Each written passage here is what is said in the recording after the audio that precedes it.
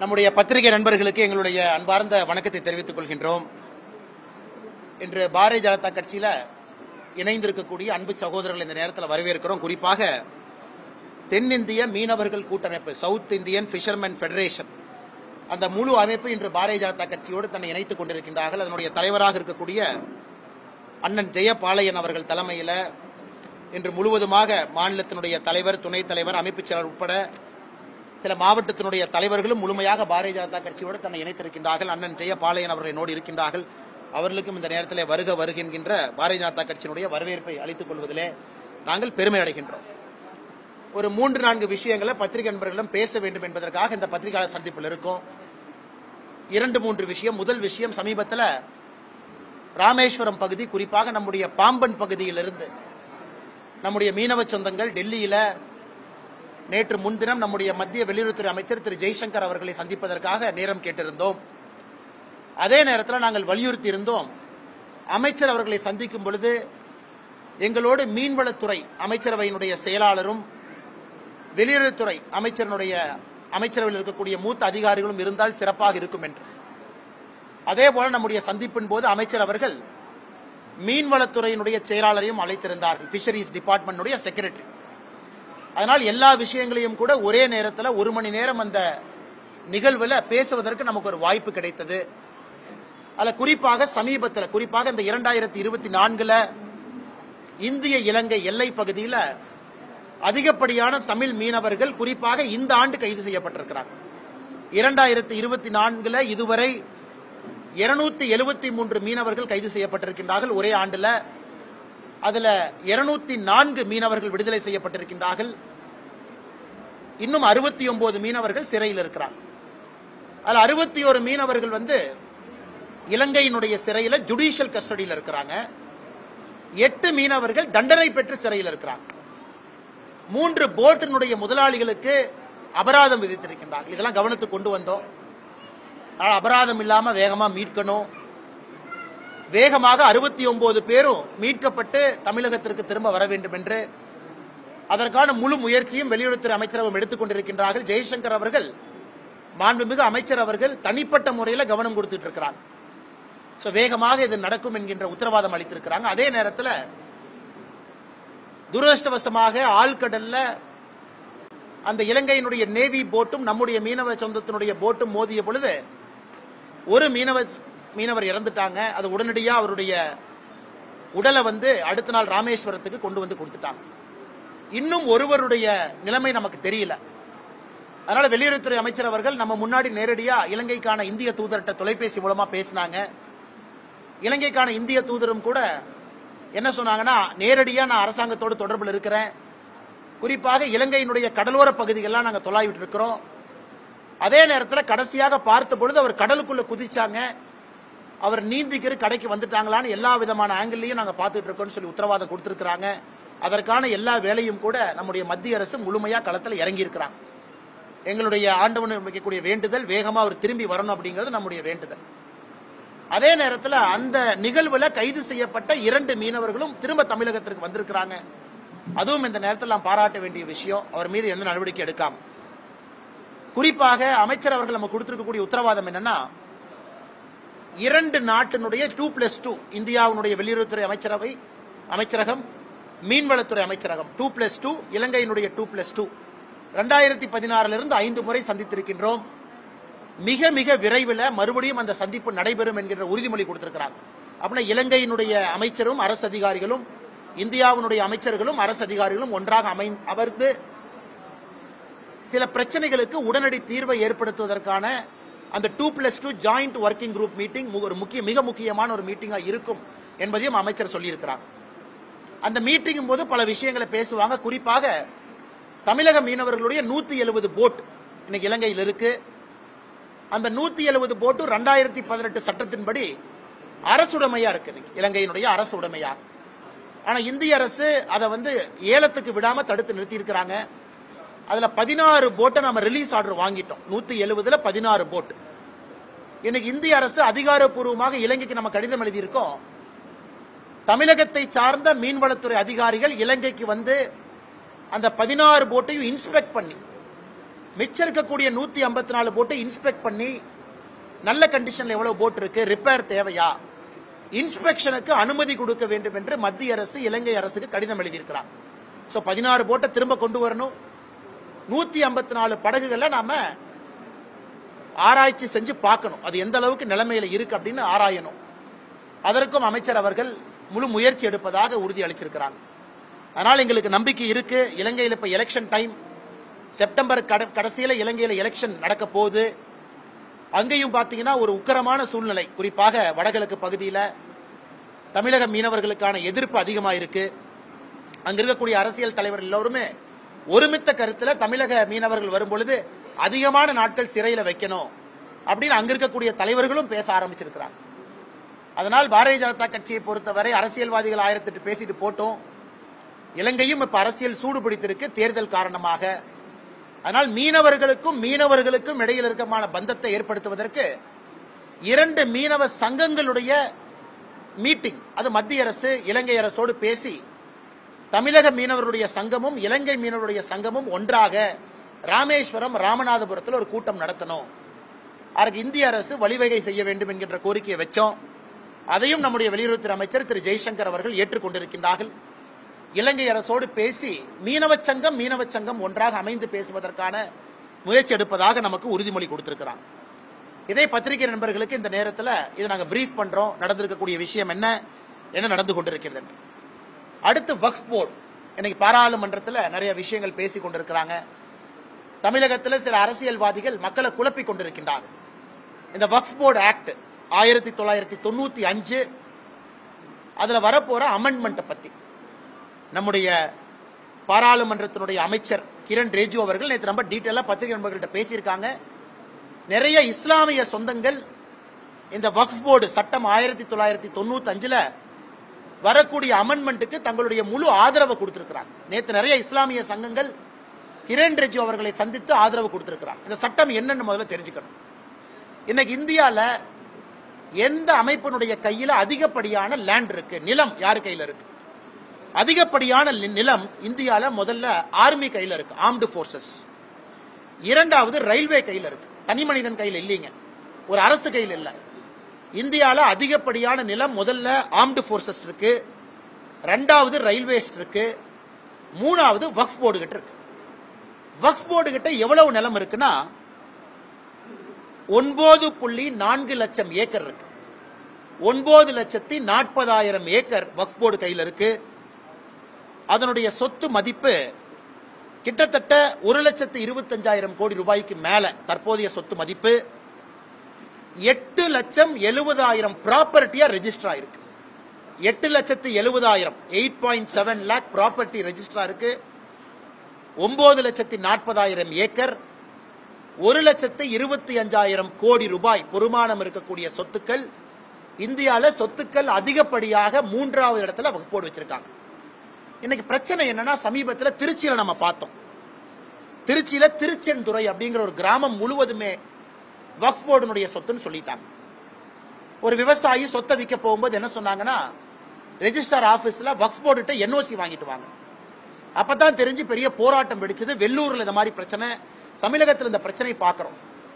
இன்னைக்கு வக்ஃப் போர்டு சட்டம் என்ன சொல்லுதுன்னா, வக்ஃப் போர்டு ஒரு சொத்தை தன்னுடைய சொத்தாக சொல்வதற்கு வக்ஃப் போர்டுக்கு முழு அதிகாரம் இருக்கு அப்படிங்கிறது இன்னைக்கு இருக்கக்கூடிய சட்டம். நீங்களும் நானும் ஓவர் கம் பண்ணோம்னா வக்ஃப் போர்டு போய் நோ அப்ஜெக்ஷன் சர்டிபிகேட் வாங்கி அந்த டாக்குமெண்ட்டை ரெஜிஸ்ட்ரார் அலுவலகத்தில் கொடுத்தா நம்முடைய சொத்தை கிரயம் பண்ண முடியும். இல்ல ஆச்சரியம் என்னன்னா, திருச்செந்துறை ஊர்ல இருக்கக்கூடிய சுந்தரேஸ்வரர் கோயில் 1500 ஆண்டுகள் பழமையான கோவில். 1500 ஆண்டுகள் பழமையாக இருக்கக்கூடிய ஒரு கோவில் எப்படி வக்ஃப் போர்டு சொத்துக்குள்ள அந்த கோயில் வர முடியும்? இதான் இன்னைக்கு எல்லாருக்கும் இருக்கக்கூடிய. அதனாலதான் இன்னைக்கு நம்முடைய மத்திய அரசு எடுத்திருக்கக்கூடிய அந்த முக்கியமான விஷயம் என்னன்னா, வக்ஃப் போர்டுனுடைய சொத்து நம்ம சொல்லும் பொழுது மாவட்ட ஆட்சியர் தான் அதற்கு அதிகாரம். மாவட்ட ஆட்சியர் அந்த சொத்தை வக்ஃப் போர்டுனுடைய சொத்தா சொல்வதற்கு மாவட்ட ஆட்சியர்கிட்ட பதிவு செய்ய வேண்டும் என்பது இன்னைக்கு வரக்கூடிய மிக முக்கியமான சட்ட திருத்தம். வக்ஃப் போர்டு ஆக்ட் 1995 வரக்கூடிய முக்கியமான சட்ட திருத்தம். மாவட்டத்தினுடைய ஆட்சியர்கிட்ட அந்த சொத்து வக்ஃப் போர்டுக்கு சொந்தமான சொத்தா அப்படிங்கிற பதிவை மாவட்ட ஆட்சியர்கிட்ட பண்ணணும். வக்ஃப் போர்டு அந்த முடிவு எடுக்கக்கூடாது, மாவட்ட ஆட்சியர் எடுக்கணும் அப்படிங்கிறது தான் முக்கியமான அமெண்ட்மெண்ட். மத்திய அரசு அதை தாக்கல் செய்யும் பொழுது நமக்கு தெரியும். அன்னைக்கு நம்முடைய பத்திரிகை நண்பர்கள் டீட்டெயிலா பேசுறோம். பட் இன்னைக்கு நாம சொல்வதற்கான காரணம் என்னன்னா, நண்பர்கள் புரிந்து கொள்ள வேண்டும். குறிப்பாக சுன்னி முஸ்லீம் இருக்கிறாங்க, ஷியா முஸ்லீம் இருக்கிறாங்க. இந்தியாவை பொறுத்தவரை 2 முக்கியமான இஸ்லாமிய சொந்தங்கள் 2 பிரிவுல இருக்கிறாங்க. அதே நேரத்தில் சூஃபி முஸ்லீம் இருக்கிறாங்க. இன்னைக்கு சூஃபி முஸ்லீமை பொறுத்தவரை குற்றச்சாட்டு என்னன்னா, வக்ஃப் போர்டு சட்டத்தில் அவர்களுக்கு மதிப்பு இல்லை என்கின்ற குற்றச்சாட்டு இருக்கு. குறிப்பாக அவர்கள் நடத்தக்கூடிய சொத்துக்கள்லையும் வக்ஃப் போர்டு வந்து தலையிடுறாங்க. அதற்கும் வக்ஃப் போர்டுக்கும் சந்தம் இல்லை என்பது இன்னைக்கு சூஃபி முஸ்லீம் வைக்கக்கூடிய முக்கியமான குற்றச்சாட்டா இருக்கு. குறிப்பாக இஸ்லாமிய பெண்கள், இஸ்லாம் சமுதாயத்தில் இருக்கக்கூடிய அடிமட்ட சொந்தங்களுக்கு இந்த சட்ட திருத்தம் மூலமாக நல்ல ஒரு விஷயம் நடக்கும் என்பது நம்முடைய நம்பிக்கை. அதனால் இது தமிழகத்தில் சில அரசியல் கட்சிகள் சொல்வது போல குழப்பத்தை ஏற்படுத்துவது போல ஒன்றும் இல்லை. கிட்டத்தட்ட 9,40,000 ஏக்கர் இருக்கு. இதை முறைப்படி யாரு வக்ஃப் போர்டு சொத்துன்னு சொல்றக்கு, வக்ஃப் போர்டு வந்து இது வக்ஃப் போர்டு சொத்துன்னு சொல்லிட்டா நீங்கள் நான் அதை வந்து கிரைம் பண்ண முடியாது. இன்னைக்கு மாவட்ட ஆட்சியர்கிட்ட ரெஜிஸ்டர் பண்ணுங்கன்னு நாம சொல்றோம். அதனால் இது யாருக்கும் எதிரானது கிடையாது.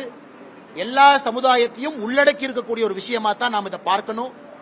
அதனால் பாராளுமன்றத்தில் வக்ஃப் போர்டு ஆக்ட் அமெண்ட்மெண்ட் அதை அவங்க வைக்கும் பொழுது அதை பற்றி டீட்டெயிலாக நமக்கும் அப்போ தான் தெரியும் என்ன அப்படிங்கிறத. அன்னைக்கு பத்திரிகை நண்பர்கள்ட்ட ரொம்ப டீட்டெயிலாக பேசுகிறோம். 3வது ஒலிம்பிக்ஸ். இன்னைக்கு ரொம்ப ஒரு அதிர்ச்சிகரமான ஒரு செய்தியை நம்ம பார்த்தோம். குறிப்பாக நம்முடைய வினேஷ் போகட் அவர்களுடைய ரெஸ்லிங் நேற்று பார்த்தீங்கன்னா ஜப்பான் ரெஸ்லர் தோக்கடிச்சு ஃபைனலுக்கு போயிருக்கிறாங்க. அது ஜப்பான் ரெஸ்லர் வந்து உலகத்தில் நம்பர் 1, 52 மேட்ச் தோல்வியே அடையாத ஒரு ரெஸ்லரை 50-0 அந்த ரெஸ்லரை தோக்கடிச்சு நேற்று இன்னொரு ரெஸ்லரை தோக்கடிச்சு இன்னைக்கு ஃபைனல்ஸ். இன்னைக்கு கோல்டு வாங்கியிருக்கக்கூடிய வினேஷ் போகட் அவர்களை காலையில் வேயிங் பண்ணும் பொழுது டிஸ்குவாலிஃபை பண்ணியிருக்காங்க இன்டர்நேஷனல் ஒலிம்பிக் கமிட்டி. இதன் மூலமாக வினேஷ் போகட் அவர்கள் இந்த ரெஸ்லிங்ல எந்த மெடலும் கிடைக்காத ஒரு நிலைமை நமக்கு ஏற்பட்டிருக்கு. ஃபைனல் போனாவே மினிமம் சில்வர் கிடைக்கும், ஜெயிச்சா கோல்டு கிடைக்கும். இது ரொம்ப ரொம்ப துரதிருஷ்டவசமானது. குறிப்பாக நம்முடைய இதயத்தை எல்லாம் இது கணக்க செய்திருக்கிறது. ஒலிம்பிக் போட்டியில் எப்பவுமே டே ஆஃப், குறிப்பாக செமிஃபைனல் ஃபைனல் 2க்கும் வேயிங் பண்ணுவாங்க, வெயிட்டை பார்க்கணும். விக்னேஷ் போகட் அவர்கள் இத்தனை காலமாக 53 கேஜி அதில் போட்டியிட்டவங்க. இன்னைக்கு 53 கேஜி ஒலிம்பிக்ஸ் இல்லாதனால 50 கேஜியில் போட்டிடுறாங்க. கடந்த 2 நாட்களாக அவங்க வெயிட் 52 கேஜிக்கு போயிருச்சு. கடினமாக பயிற்சி எடுத்து இரவு முழுவதும் தூங்காம 1 கிலோ 900 கிராம் குறைச்சிட்டாங்க. இன்னைக்கு காலைல வேயிங் பண்ணும் பொழுது 50 கிலோ 100 கிராம் பாருங்க, 50.1 கேஜி. வேயிங்கை விட 100 கிராம் அதிகமாக இருந்திருக்கிறாங்க. ஆனால் இன்டர்நேஷனல் ஒலிம்பிக் கமிட்டி டிஸ்குவாலிஃபை பண்ணி இப்போ அவங்க சமீபத்தில் மருத்துவமனையில் அட்மிட் ஆயிருக்கிறாங்க டீஹைட்ரேஷன்ல. நம்முடைய பாரத பிரதமர் அவர்கள் இப்ப சமீபத்தில் ஒரு செய்தி வெளியிட்டு இருக்கிறாங்க. விக்னேஷ் போகத் அவர்கள் ஜெயிச்சாலும் தோத்தாலும் சாம்பியன் சொல்லியிருக்கிறாங்க. அதனால் மெடலை பொறுத்து இல்ல, முழு இந்தியாவும் கூட இன்னைக்கு விக்னேஷ் போகட் அவர்களோடு நாம் இருக்கின்றோம் என்கின்ற ஒரு முக்கியமான செய்தியை பிரதமர் சொல்லியிருக்கிறாங்க. இன்னைக்கு நாம தமிழர்களாக இருக்கக்கூடிய நாம் எல்லோரும் கூட விக்னேஷ் போகத் அவர்களோடு உணர்வோடு இருக்க வேண்டும் என்கின்ற ஒரு வேண்டுகோளையும் பத்திரிகை நண்பர்கள் மூலமாக இந்த நேரத்தில் சொல்லிக்கிறோம். அதே நேரத்தில் தமிழ்நாட்டிலிருந்து 13 வீரர்கள் ஒலிம்பிக்ஸ் போயிருக்காங்க. கிட்டத்தட்ட ஒலிம்பிக்ஸ் முடிகிற நிலைமைக்கு வந்திருக்கு. 13ஆம் தேதி கடைசி 5 நாள் இருக்கு. தமிழ்நாட்டிலிருந்து சென்றிருக்கக்கூடிய நம்முடைய வீரர்கள் எல்லோரும் மிகச்சிறப்பாக விளையாண்டிருக்கிறாங்க. ஜெஸ்வின் ஆல்ட்ரின் தமிழ்நாட்டை சார்ந்த நம்முடைய வீரர் லாங் ஜம்ப்ல அவங்க வந்து 16 அத்லீட் இருந்த அவங்க குரூப்ல 13ஆவதா பினிஷ் பண்ணியிருக்கிறாங்க. ஓவராலா லாங் ஜம்ப்ல நம்முடைய ஜெஸ்வின் ஆல்ட்ரின் அவங்க 26வது இடத்துல வந்திருக்கிறாங்க. இது மிகப்பெரிய ஒரு சாதனை. ஒரு தமிழன் அடுத்த முறை ஒரு தங்கப்பதக்கம் வெல்லுவார் என்கின்ற நம்பிக்கை இருக்கு. பிரவீன் சித்திரவேல் அவங்க ட்ரிபிள் ஜம்ப் அவங்க குவாலிஃபிகேஷன் இன்னைக்கு இரவு நடக்குது இந்திய நேரத்திற்கு. அவருக்கும் எங்களுடைய வாழ்த்துக்கள். சந்தோஷ் தமிழரசன் அவர்கள் பெரிய ஒரு சாதனை செய்து கொண்டிருக்கிறாங்க. 4x400 ரிலேல பெரிய ஒரு சாதனை செய்வதற்கான வாய்ப்பு. நாளை அவருடைய குவாலிஃபிகேஷன் இருக்கு. ஏதை நம்ம சொல்றோம் அப்படின்னாங்க, இவர்களை பற்றி பேசணுங்கிற ஒரு ஆசை தான். ஏன்னா நம்மளாம் மக்கள் டிவியில பார்க்கணும். நிறைய பேருக்கு தெரியறது இல்லை யாரு போய் தமிழ்நாடு சார்பா இருக்கிறாங்க. இந்தியாவில் இருக்கக்கூடிய 117 வீரர்ல நம்ம மாநிலத்தில் யாருன்னு. ராஜேஷ் ரமேஷ் அவங்க 4x400 மீட்டர் ரிலே, அவங்களுக்கும் நாளைக்கு குவாலிஃபிகேஷன் நடக்குது. அதே போல சுபா வெங்கடேசன் அவர்கள் 4x400 ரிலே, அவங்களுக்கு வந்து 9ஆம் தேதி ஆகஸ்ட் குவாலிஃபிகேஷன் இருக்கு, 11ஆம் தேதி ஃபைனல்ஸ் இருக்கு. வித்யா ராமராஜ் அவங்களுக்கு 9ஆம் தேதி குவாலிஃபிகேஷன் இருக்கு, அவங்களும் அத்லெட்டிக்ஸ்ல இருக்கிறாங்க. விஷ்ணு சரவணன் செயிலிங் தமிழகத்திலிருந்து அவங்க இன்னைக்கு 18வது பொசிஷன்ல வந்து ஃபைனல்ஸ்க்கு குவாலிஃபை ஆகல. 10 பேர் மட்டும்தான் ஃபைனல்ஸ்க்கு போக முடியும். சரவணன் அவர்கள் 18வது வந்து நமக்கு பெருமை சேர்த்திருக்கிறாங்க. அவர்களுக்கும் எங்களுடைய வாழ்த்துக்கள். நேத்ரா குமரன் செயிலிங், நேத்ரா குமரன் வந்து 21வது இடத்தை பிடிச்சிருக்கிறாங்க, ஃபைனல்ஸ் குவாலிஃபை ஆகல. அவர்களுக்கும் எங்களுடைய வாழ்த்துக்கள். அன்பு சகோதரர் பிருத்திவிராஜ் தொண்டைமான் அவங்க இந்த முறை பல வேர்ல்டு கப்ல கோல்டு மெடல் வாங்கினாங்க. நல்ல ஃபார்ம், உறுதியா தமிழ்நாட்டுக்கு ஒரு கோல்டு மெடல் கிடைக்கும் நம்ம சொன்னோம்னா பிருத்திவிராஜ் தொண்டைமான் அவங்க ஒலிம்பிக்ஸ்க்கு போனாங்க. ஆனா துரதிருஷ்டவசமாக அவரும் கூட மிகச் சிறப்பாக அந்த ஷூட்டிங்ல பங்கேற்றும் கூட 21வது இடத்தை பிடிச்சிருக்கிறாங்க, ஃபைனலுக்கு போக முடியல. அவருக்கும் எங்களுடைய வாழ்த்துக்கள். அன்பு சகோதரி இளவெனில் வளரிவன் ஒரு பெரிய நம்பிக்கையை நம்ம கொடுத்து கொண்டிருக்கக்கூடிய அன்பு சகோதரி ஏர் ரைஃபிள்ல 10வது இடத்துல வந்தாங்க. 10வது இடத்துல 10 மீட்டர் ஏர் ரைஃபிள். ஆனா 8 பேர் தான் ஃபைனல் போக முடியும். அதனால அன்பு சகோதரிக்கு எங்களுடைய வாழ்த்துக்களை தெரிவிச்சுக்கிறோம். இந்த முறை ஃபைனலுக்கு அவங்களால போக முடியல. சரத் கமல் அவர்கள் நம்முடைய பெரிய ஒரு சூப்பர் ஸ்டார், அவங்க ரவுண்ட் ஆஃப் 64ல தோத்துட்டாங்க. டீம் ஈவெண்ட் இன்னைக்கு சைனாவோட இருக்கு, வெற்றி பெறட்டும் என்கின்ற வாழ்த்துக்கள். சத்யன் அவர்களுக்கும் இன்னைக்கு ஈவெண்ட் இருக்கு. ஸ்ரீராம் பாலாஜி அவங்க டென்னிஸ், ரோஹன் போப்பண்ணாவோட பங்கேற்றாங்க. அவங்க கூட முதல் ரவுண்டில் வெற்றி வாய்ப்பை இழந்துட்டாங்க. ஸோ 13 தமிழர்கள் இருக்கிறாங்க ஒலிம்பிக்ஸ்ல. அதில் 6 தமிழர்கள் நாம பார்ப்போம் இன்னைக்கு, நாளைக்கு, நாளானைக்கு. குறிப்பா அவங்களுடைய triple jump, 4x400 relay, table tennis team காம்படிஷன்ல அவர்கள் சாதனை புரிய வேண்டும் என்று ஆண்டவனை வேண்டிக் கொள்கின்றோம். அவர்கள் நிச்சயமாக இந்தியாவிற்கும் தமிழகத்திற்கும் பெருமை சேர்ப்பாங்க, நமக்கு ஒரு மெடல் கிடைக்கும் என்று இந்த நேரத்தில் நாங்க நினைக்கிறோம். கடைசியாக நம்முடைய உச்சநீதிமன்றத்தினுடைய சமீபத்திய தீர்ப்புகள். எஸ்சி சமுதாயத்திற்கான ஒரு மிக முக்கியமான தீர்ப்பு உச்சநீதிமன்றம் கொடுத்திருக்கிறாங்க. எஸ்சி சமுதாயத்திற்கான உள்ளொதுக்கீடு அது செல்லாது செல்லும் என்கின்ற குழப்பத்துக்கு இன்னைக்கு உச்சநீதிமன்றம் அருமையான தீர்ப்பு கொடுத்திருக்கிறாங்க. அது பாத்தீங்கன்னா ஒரு பெரிய லாங் தீர்ப்பு, 534 பக்கம் இருக்கக்கூடிய ஒரு ஜட்ஜ்மெண்ட். அதுல எஸ்சி சமுதாயத்துக்குள்ள சப் கேட்டகரைசேஷன் செல்லும், அது கான்ஸ்டிடியூஷனலி வேலிட் என்கின்ற ஒரு முக்கியமான தீர்ப்பு கொடுத்திருக்கிறாங்க. அந்த முக்கியமான தீர்ப்பு நம்முடைய தமிழகத்திற்கு பொருந்தும்.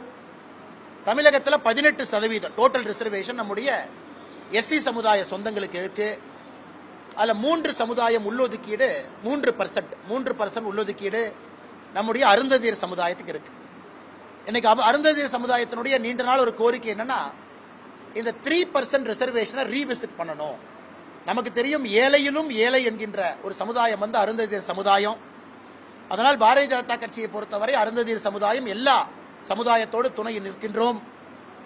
நிச்சயமாக இதை ஆராய்ந்து மறுபடியும் ஸ்டடி பண்ணி 3% மேலே உயர்த்த வேண்டுமா என்கின்ற ஒரு நிலையை தமிழக அரசு அனைத்து கட்சி கூட்டத்தை கூடி முடிவெடுக்கும் பொழுது பாரதிய ஜனதா கட்சி நிச்சயமாக அவர்களோடு துணை இருப்போம்.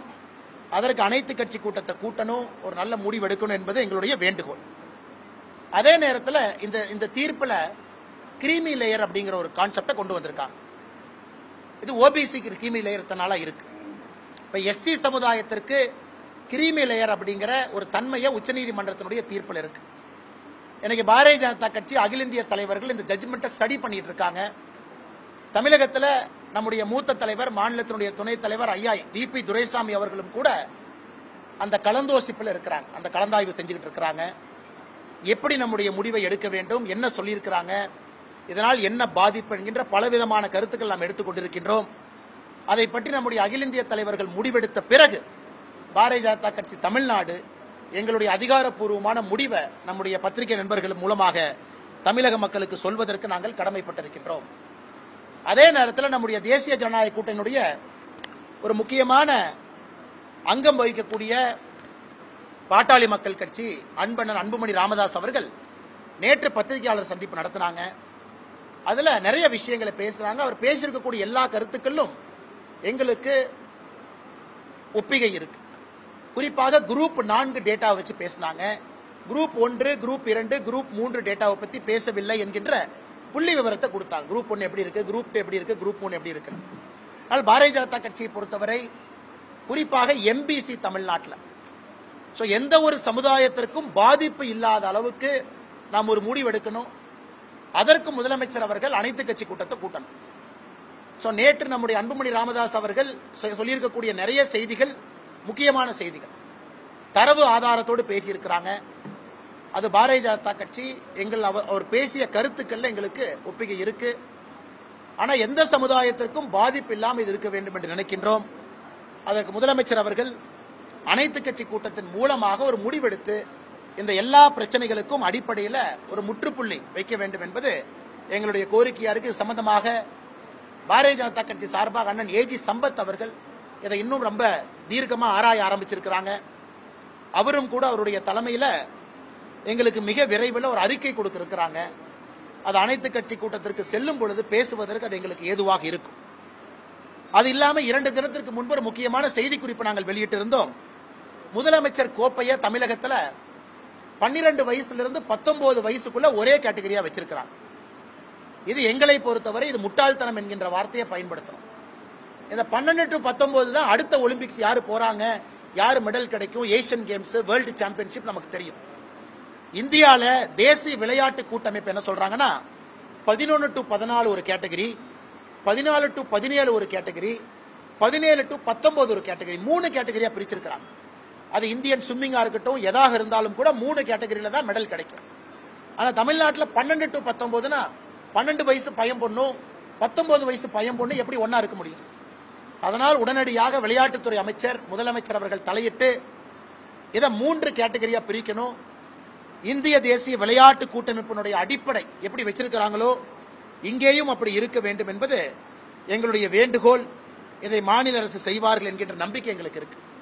இதை தாண்டி பத்திரிகை நண்பர்களுக்கு கேள்வி இருந்தா கேளுங்கன்னா பதில் சொல்றேன். ஐயா இப்படி வரோம், ஐயா இப்படி வரோம்.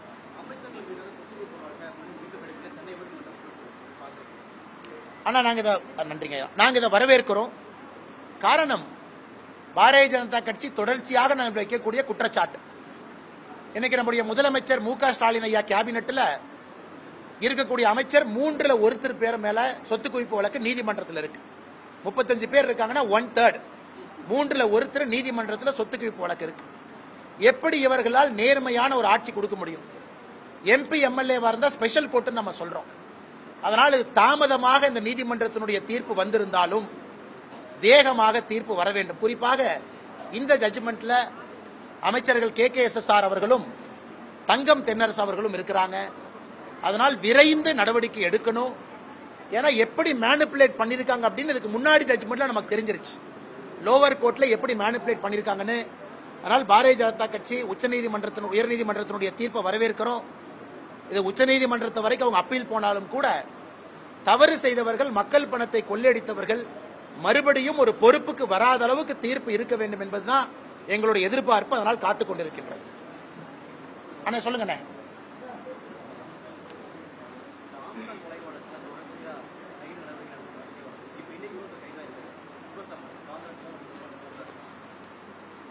அண்ணா, இந்த ஆம்ஸ்ட்ராங் கொலை வழக்கில் ஒரு விஷயம் தமிழகத்தினுடைய காவல்துறையை நாங்கள் பாராட்டுறோம். ஏன் பாராட்டுறோம்னாங்கன்னா, சமீபத்தினுடைய காவல்துறையினுடைய செயல்பாடுகளை பார்க்கும் பொழுது ரொம்ப டீப்பா போகணும். ரொம்ப டீப்பா போய் யார் சம்பந்தப்பட்டிருந்தாலும் கூட நடவடிக்கை எடுக்க வேண்டும் என்று காவல்துறை கொஞ்சம் முனைப்பு காட்டுறாங்க. அது தெரியுது. ஆளுங்கட்சி எதிர்கட்சி யாராக இருந்தாலும் கூட ஒரு தேசிய கட்சியினுடைய மாநில தலைவர் கொல்லப்பட்டிருக்கக்கூடிய சம்பவம். இன்னைக்கு காங்கிரஸ் கட்சியினுடைய ஒரு மூத்த தலைவரை இன்னைக்கு கைது பண்ணியிருக்காங்க தமிழகத்தினுடைய காவல்துறை. நான் ஏற்கனவே தொடர்ந்து சொல்றேன், தமிழகத்தினுடைய காங்கிரஸ் கட்சியினுடைய தலைவர் அவர் எடுத்திருக்கக்கூடிய புகைப்படத்தை பாருங்க, அவருடைய பழைய காலத்து சரித்திரத்தை பாருங்க. தொடர்ந்து நான் பேசிட்டு இருக்கேன். அதனை கொஞ்சம் கொஞ்சமா அப்படியே வெளிப்படையா தெரிய ஆரம்பித்திருக்கிறது. அதனால யாராக இருந்தாலும் நடவடிக்கை எடுக்கட்டும், நாங்கள் பார்த்து கொண்டிருக்கின்றோம். ஆனா சமீபத்தில் அவர்கள் எடுத்திருக்கக்கூடிய நடவடிக்கை ஒரு நம்பிக்கையை நமக்கு கொடுக்குது. நீட்டா ஹானஸ்டா கிரவுண்டுக்கு போகணும்னு நினைக்கிறாங்க அப்படின்னு. ஆனால் இன்னும் பொறுத்திருந்து பார்ப்போம். இன்னும் ஆழமாக நம்முடைய தமிழக காவல்துறை, குறிப்பாக இந்த வழக்கை விசாரிக்கிறவங்க இன்னும் ஆழமா போட்டு, அதான் எங்களுடைய எதிர்பார்ப்பு. வேற ஏதாச்சும் கேள்வி இருக்கானே?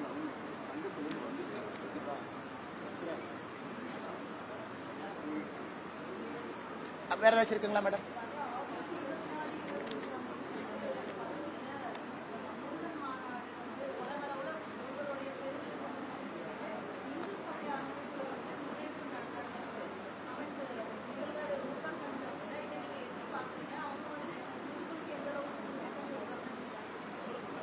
மேடம், என்னை பொறுத்த வரைக்கும் திமுக ஒரு அமைச்சர் சொல்றாரு, எங்களுடைய சமூக நீதி ஆட்சி வந்து ராமர் அவர் காலத்தில் எப்படி ஆட்சி நடந்ததோ அதே போல இருக்குன்னு.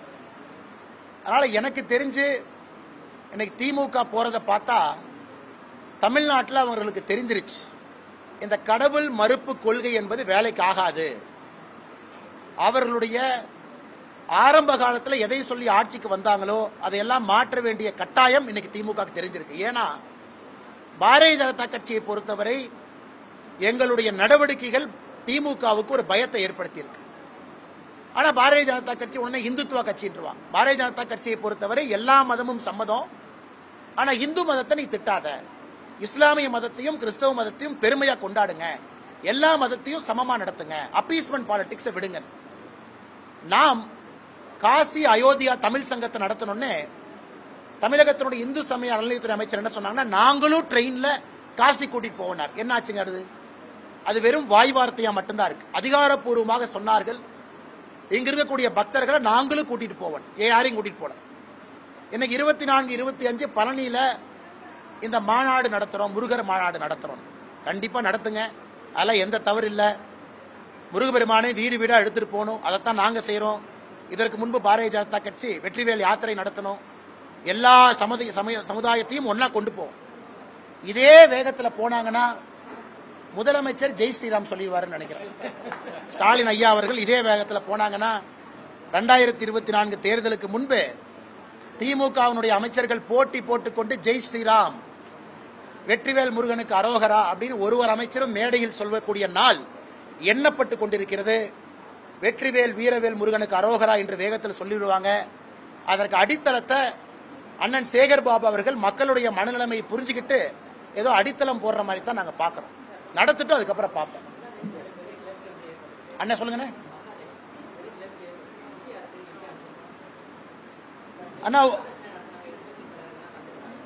ஆனா எதிர்கட்சி தலைவர்கள் எல்லோரும் ஒருமித்த கருத்தா சொல்லியிருக்கிறாங்க, பங்களாதேஷை பொறுத்தவரை இந்திய அரசு எடுக்கக்கூடிய முடிவுக்கு எதிர்கட்சிகள் துணை இருக்கும்னு சொல்லியிருக்கிறாங்க. இதை நாங்கள் வரவேற்கின்றோம். ஆனா எதிர்கட்சிகள் இன்னைக்கு ஒரு விஷயத்தை நல்லா புரிஞ்சிருக்கிறாங்க, நாட்டினுடைய இறையாண்மையை பொறுத்தவரை எல்லா கட்சிகளும் ஒன்னா இருக்கணும் அப்படின்னு எல்லா கட்சிகளும் பேச ஆரம்பிச்சிருக்கிறாங்க. அதை வரவேற்கிறோம். இதுல முக்கியமா பங்களாதேஷை பொறுத்த வரைக்கும் ஒரு விஷயத்தை நம்ம புரிஞ்சுக்கணும். இன்னைக்கு பங்களாதேஷில் ஏற்பட்டிருக்கக்கூடியது எதிர்கட்சிகள் காங்கிரஸ் உட்பட எல்லா கட்சிகளுக்கும் தெரியும், சைனா பாகிஸ்தானுடைய கைவாடம் உள்ள இருக்கான்னு பார்க்கணும். அது பத்திரிகை நண்பர்கள் நீங்களாம் எழுதுறீங்க. இந்தியாவை பொறுத்த வரைக்கும் ஸ்ட்ராங்காக வலிமையாக இருக்கக்கூடிய நெய்பர் நமக்கு முக்கியம். ஆப்கானிஸ்தான் ஒரு பக்கம் தாலிபானுடைய ஆட்சி, சமீபத்தில் நேபாளில் அரசியல் மாற்றம், மால்டிவ்ஸ் சைனாவுடைய ஆதிக்கம், ஸ்ரீலங்கா பொருளாதார பிரச்சனையிலிருந்து இப்பதான் வெளியே வர்றாங்க, பங்களாதேஷ் உள்ளே பிரச்சனை. இதையெல்லாம் இந்தியாவை பொறுத்தவரை நாம் எல்லோரும் நன்றாக இருக்க வேண்டும் என்று நினைக்கின்றோம். அதனால் வேகமாக இதற்கு ஒரு தீர்வு கிடைக்கணும். அதற்கு எல்லா கட்சிகளும் மத்திய அரசு எடுக்கக்கூடிய முடிவுகளுக்கு துணை இருக்கணும். எதிர்கட்சிகளுடைய நேற்றைய பேச்சு நமக்கு நம்பிக்கை அளிச்சிருக்கு. அதனால் நேர்கோட்டு பாதையில் எல்லா கட்சிகளும் இதை ஒரே இடத்துல அணுகுவாங்கிற நம்பிக்கை அளிச்சிருக்கு.